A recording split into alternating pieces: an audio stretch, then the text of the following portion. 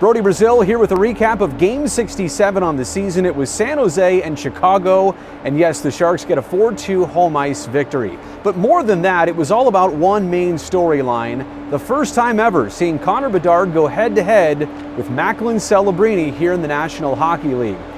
And if we're being honest, maybe, just maybe one day, this may have the same magnitude as, let's say, Ovechkin-Crosby. We don't know that yet, nothing is promised, and only time will tell. But back to tonight's game, and as for this contest, it was littered with young talent. You already know their names and faces, but let's refresh on their history. Will Smith selected just 3 picks behind Connor Bedard in the 2023 draft.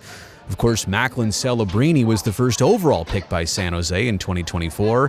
They go head-to-head against the #1 overall pick from 2 years ago. Bedard right now at 52 points, including 17 goals after his first 65 games of this sophomore season. To warm up, love these fans and love this recent trend.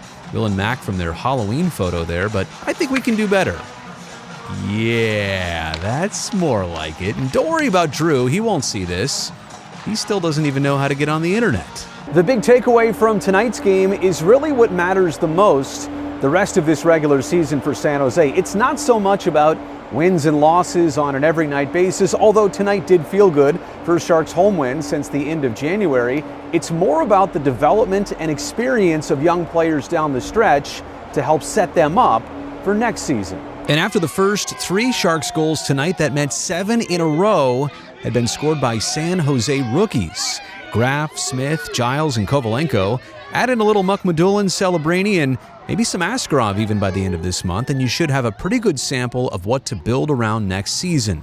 This time and experience will mean so much more starting in October than it actually does here in March.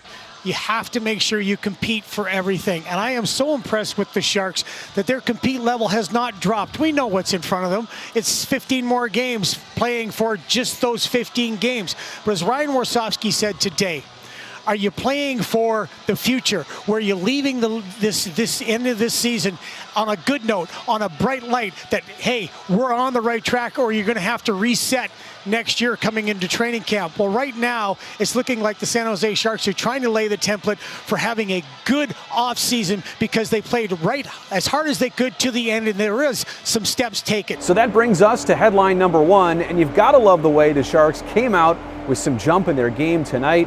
They hit some posts, they had some grade A chances, but most importantly, they potted 2 in the first period alone. You knew Macklin and Will would want to make their mark on this game as soon as possible, and they did. 3 and change into the night, 71-2, and it's 1-0 just like that. Will Smith now has points in 11 of his last 13 games, goals in every other game for the last 7. Then later on in the first period, Alex Wenberg, the new alternate captain for San Jose, playing patience there on the half wall, then finding Graf with time and space, and Colin now has 2 goals in as many games. Really a player to watch. I mean, as much as we can focus on 71 and 2 and 72, don't sleep on Graffer.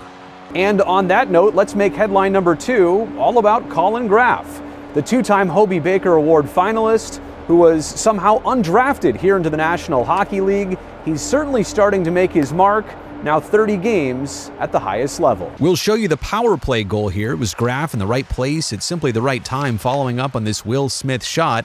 But it's been more about Graf's playmaking in the last couple weeks, in addition to his defensive reliability and ability to turn defense into offense. Saw a lot of social media comments tonight about Graf being a Swiss Army knife out there, and I totally agree. I've seen a lot of Sharks become fan favorites over the years. Graf is definitely on an early track to that route. This goal made it 3-1. You know, I'm trying to get more comfortable out there, and I think a big thing for me is just going to the net. And just trying to, once I go there, just trying to, the puck's, like, I'm playing with skilled players, so the puck finds me and just try to whack it in. Any hockey player, right? Like any hockey player, if you have 2, you're thinking about the third. But you know, they can't all go in, obviously. But it's good to get the chances, and I'm most happy with the win. You know, I think they probably outchanced us and outplayed us overall. So I think we can be better. No hat trick, unfortunately, for Graf. That was kind of the only drawback to this evening. Tyler Toffoli added an empty netter to give the Sharks a little bit of insurance in the ultimate 4-2 final score. It's been an interesting set of 2 games in a row here to cap off the week at SAP Center. Chicago and Bedard here tonight. Then on Saturday, we're really looking forward to seeing Alexander Ovechkin and his great 8 chase. That's right, as of right now, he's 9 goals away from surpassing Wayne Gretzky for the most goals all time in National Hockey League history. Pretty sure he's not going to hit that mark on Saturday, but we'll all get a chance to see him down the stretch. Maybe he'll add 1 or 2, or better off, add none.